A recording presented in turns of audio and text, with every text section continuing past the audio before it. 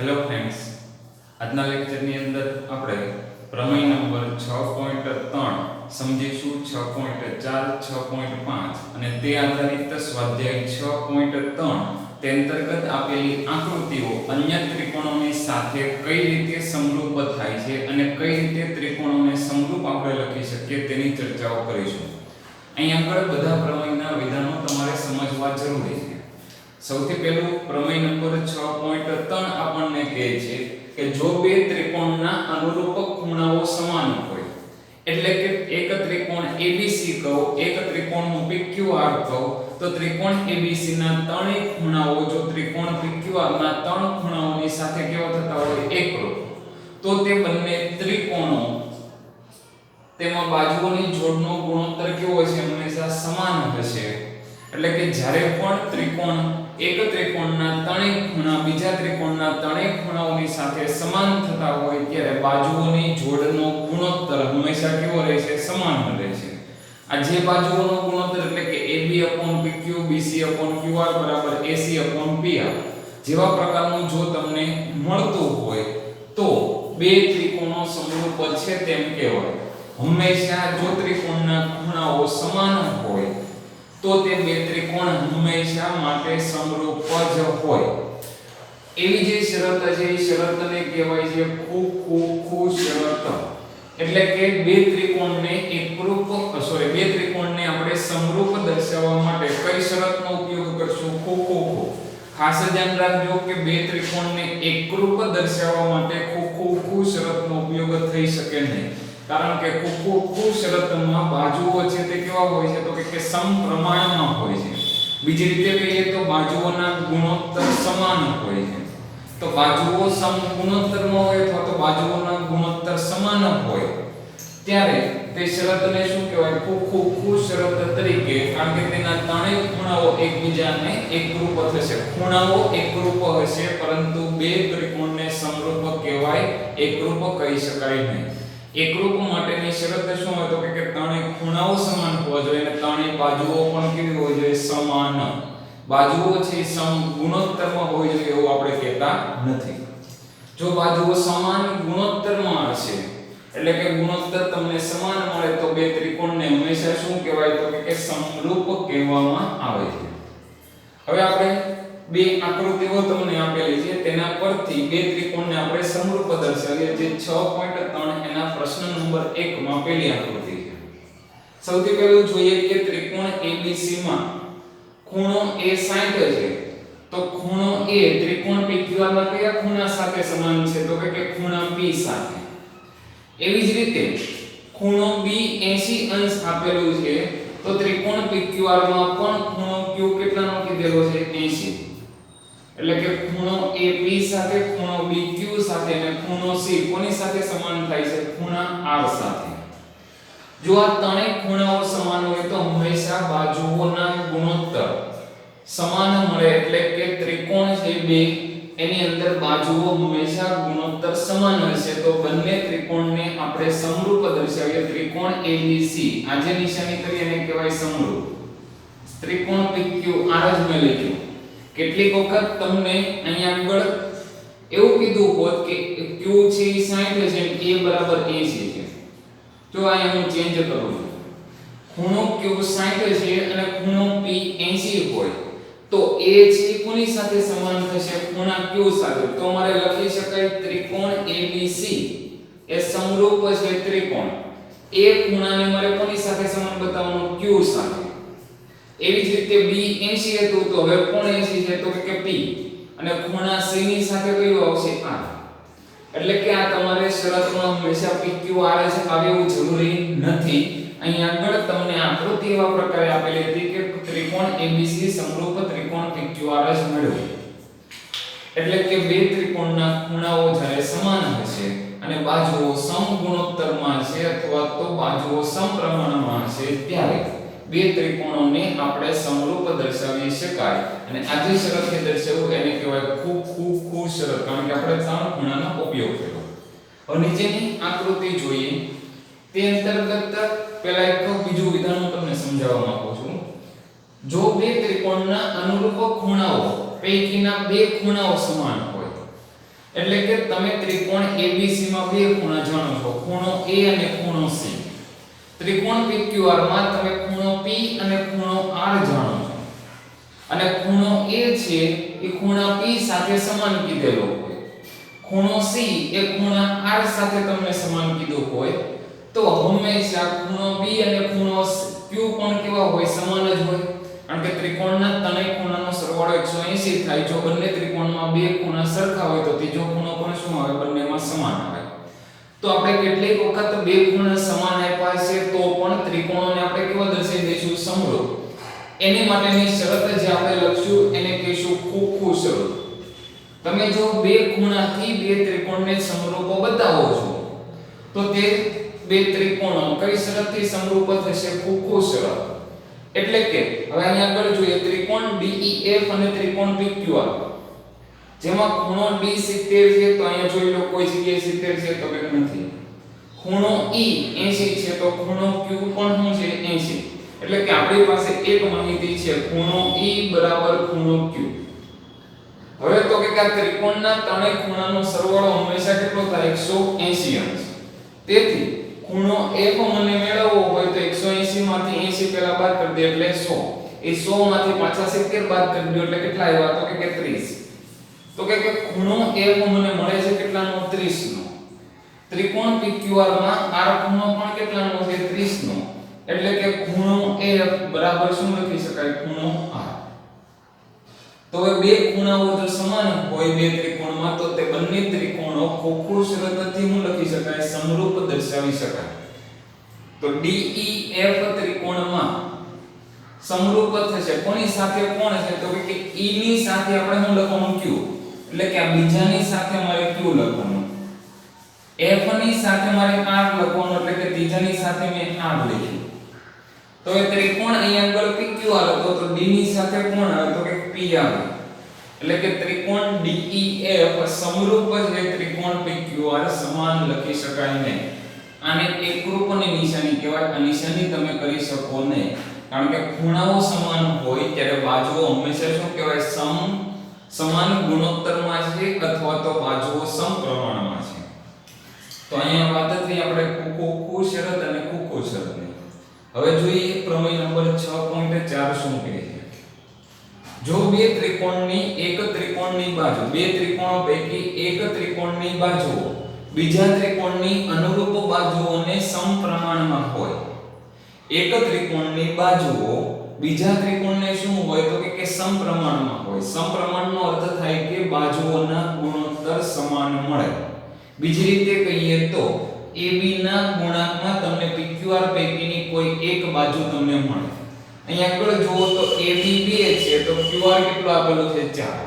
તો એ ડબલ છે. એવી જ રીતે વિચારો કે BC 2.5 હોય તો તમને PR કેટલું કીધેલું છે? 5.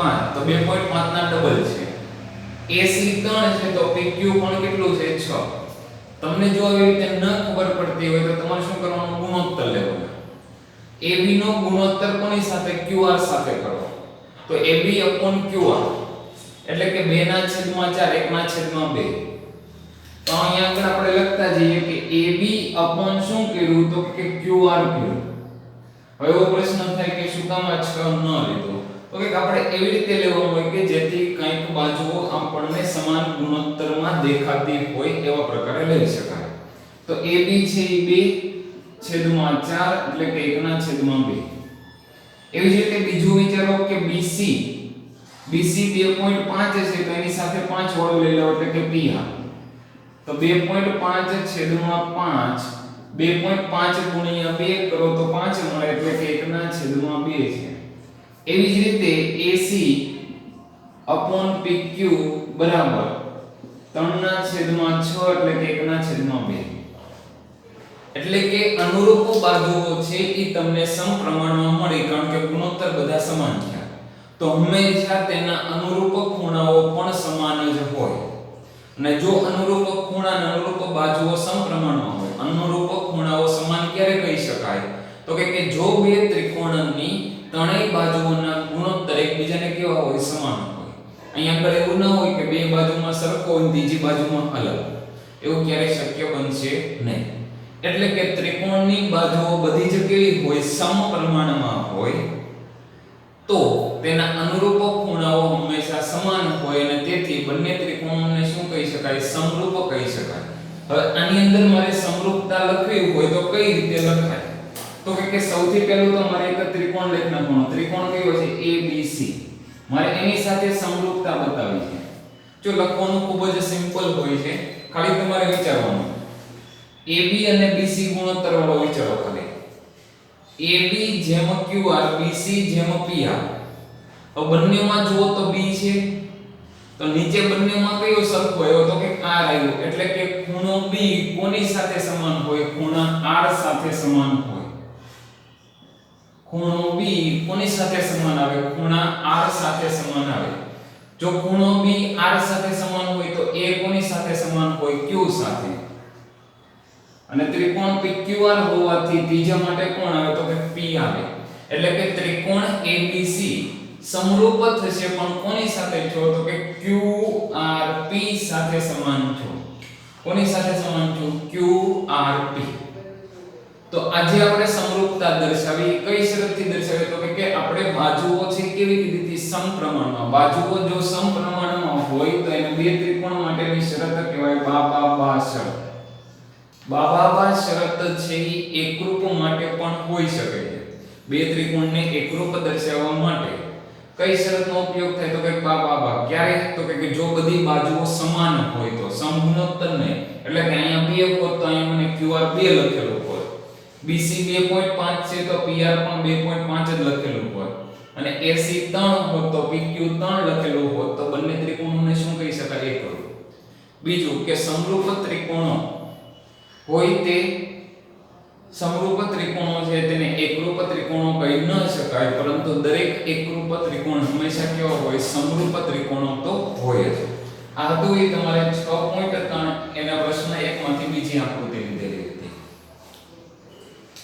આજે હતી એ તમારી એની ચોથી આકૃતિ છઠ્ઠી આકૃતિ હતી હવે આપણે જે જોઈએ છે કઈ આકૃતિ જોઈશું ચોથી અને સાથે પહેલા જોઈ લઈએ પ્રમેય 6.5 શું કહે છે અહીંયા આગળ તમારે શબ્દ સમજવો પડશે જો કોઈ ત્રિકોણનો એક ખૂણો બીજા ત્રિકોણના કોઈ એક ખૂણાને સમાન હોય જો અહીંયા આગળ બે ખૂણાની વાત નથી કરી પણ શું કીધું એક ખૂણો બીજા ત્રિકોણના એક ખૂણાને સમાન હોય પણ અહીંયા આગળ ખાસ અગત્યનું બનશે કે આ ખૂણાઓ જે બાજુઓને અંતર્ગત હોય એનો અર્થ શું થાય પહેલા સમજી લો આ ખૂણો M છે ખૂણો M કઈ બાજુઓની અંતર્ગત બન્યો તો કે જે બે બાજુઓથી ખૂણો બને એને શું કહેવાય તો કે બે બાજુઓનો અંતર્ગત ખૂણો એટલે કે ખૂણો M એ બાજુઓ MN અને ML નો અંતર્ગત કહેવાય એવી જ રીતે જો મારે ખૂણો M કઈ બે બાજુનો અંતર્ગત કહી શકાય તો કે MN અને NL એવી જ રીતે જો ખૂણો L મારે કેવું હોય તો કઈ બાજુનો અંતર્ગત થશે તે તમારે કોમેન્ટ બોક્સમાં લખો તો અહીંયા આગળ તમને એવું કહે છે કે એક ત્રિકોણનો એક ખૂણો બીજા ત્રિકોણના શું થાય તો કે કોઈ એક ખૂણાને સમાન હોય તો અહીંયા આગળ આકૃતિમાં જો ખૂણો M કોને સમાન દર્શાવ્યો છે ખૂણા Q ને એટલે કે આપણને એક શરત મળી ખૂણો M છે ખૂણા Q સાથે સમાન હોય બીજું કહે છે કે આ ખૂણાઓ જે બાજુઓને અંતર્ગત હોય હવે ખૂણો M કઈ બે બાજુઓને અંતર્ગત હતો તો કે MN અને ML એવી જ રીતે ખૂણો Q છે એ કઈ બે બાજુઓને અંતર્ગત છે QR અને PQ તો આ જે બાજુઓને અંતર્ગત હોય તે બાજુઓ કેવી હોવી જોઈએ સમપ્રમાણમાં હોવી જોઈએ સમપ્રમાણમાં એટલે કે બાજુઓના ગુણોત્તર સરખા થવા જોઈએ તો વિચારો કે અહીંયા આગળ તમને એક મિસ્ટેક છે અહીંયા આગળ 2 નથી પરંતુ અહીંયા આગળ કેટલું છે તો કે 2.5 આપેલું છે mn કેટલું આપેલું છે 2.5 આપણે લઈએ છીએ હવે અહીંયા આગળ ml 5 છે તો 5 ના તમે ડબલ કરો તો શું મળે તો કે qr મળે એટલે કે ml અને હું qr નો ગુણોત્તર કરું તો ml 5 અને qr 10 એટલે કે 1/2 મળે એવી જ રીતે ખૂણો M છે તે બીજી એક બાજુ એટલે કે mn ને અંતર્ગત કહેવાય તો mn બાજુનો ગુણોત્તર. અહીંયા આગળ બીજી કઈ છે તો કે pq. માનો કે mn 2.5 હોય અને pq છે એ 5 હોય તો અહીંયા આગળ ગુણોત્તર કરો દેખના છે તો 2 તમે લખી શકો. તો કે અહીંયા આગળ જોયું કે ગુણોત્તર કેવો આવે છે? સમાન આવે છે. જો ગુણોત્તરો સમાન હોય, બાજુઓ છે તે સમાન ગુણોત્તરમાં હોય, કોઈ એક ખૂણો કેવો હોય? સમાન હોય. કયો ખૂણો સમાન હોવો જોઈએ? અંતર્ગત ખૂણો. બે બાજુઓનો અંતર્ગત ખૂણો જ હંમેશા કેવો હોવો જોઈએ? સમાન હોવો જોઈએ. અને જે બે બાજુને અંતર્ગત ખૂણો હોય તે બંને બાજુઓ સમપ્રમાણમાં હોય. એવું મળતું હોય તો આપણે લખી શકીએ કે ત્રિકોણ MNL એ સમરૂપ છે ત્રિકોણ. શું લખાય તો કે સૌથી પહેલું તો એક ખૂણાના આધારે નક્કી થઈ ગયું. ખૂણો M કોને સમાન લખવાનો? ખૂણા Q ને. તો અહીંયા આગળ તો Q આવી ગયો. હવે વિચારો કે ML/QR ગુણોત્તરમાં જો ખૂણો M એ ખૂણા Q જેટલો હોય તો L કોને અનુરૂપ થાય? R ને. એટલે કે L માટે મારે શું લખવાનું આવે? R. તો વધે છે તો એવું તો કે P. એટલે કે મને શરત મળે QPR. અને કઈ શરત કહેવાય? તો કે બાહુબા શરત કહેવાય. બાજુ, ખૂણો અને બાજુ. એટલે કે આ શરતનું નામ થશે બાહુબા શરત. તો અહીંયા આગળ તમારે મુખ્ય 4 શરતો તમે શીખી ગયા. એક શીખ્યા કુકુ, બીજી શરત શીખ્યા કુકુ શરત, ત્રીજામાં શીખ્યા બાબાબા અને ચોથી શરત શીખ્યા બાકુબા. આ જે ચાર શરતો છે તે બે ત્રિકોણને કેવા દર્શાવવા માટેની છે? તો કે સમરૂપ દર્શાવવા માટેની છે. હજી એક શરત આવશે કાકબા શરત. કાકબા શરત અંતર્ગત શું હશે? તો કે કાટકોણ ત્રિકોણની જ વાત હશે. બીજું યાદ રાખો કે હંમેશા કાટકોણ ત્રિકોણો એકબીજાને સમરૂપ જ હોય. કાટકોણ ત્રિકોણો હંમેશા એકબીજાને કેવા હોય? સમરૂપ હોય. તો કાકબા શરતમાં કાટખૂણો, કર્ણ અને બાજુ, એક કાટકોણ ત્રિકોણનો કાટખૂણો હંમેશા સમાન હોય. બીજું તો કે કર્ણ હંમેશા બંનેમાં તો કે સમાન ગુણોત્તરમાં મળે. એક બાજુનો ગુણોત્તર પણ સમાન ગુણોત્તરમાં હોય. તો આવા ત્રિકોણો છે તે હંમેશા કેવા બનશે? સમરૂપ. તો કાકબા શરત પણ સમરૂપતા માટે આવશે. નેક્સ્ટ માં આપણે અન્ય ઉદાહરણો અને દાખલાઓ જોઈશું. જય હિન્દ.